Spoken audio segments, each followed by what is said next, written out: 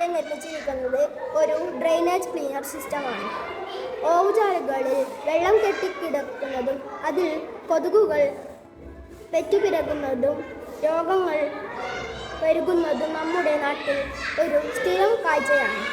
ഇതിന് കാരണം പല വസ്തുക്കളും ഡ്രെയിനേജുകളിൽ കിടക്കുന്നതാണ്.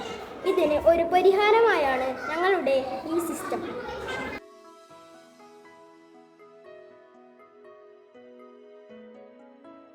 ഒരു ഓട്ടോമാറ്റിക് ഡ്രെഡ്ജറും ഒരു സ്പ്രിംഗ് ലോഡിംഗ് സ്വിച്ചും ഒരു ടൈമറും ഒരു വേസ്റ്റ് കളക്ടിംഗ് ബിന്നും ആണ് ഇതിൻ്റെ പ്രധാന ഭാഗങ്ങൾ.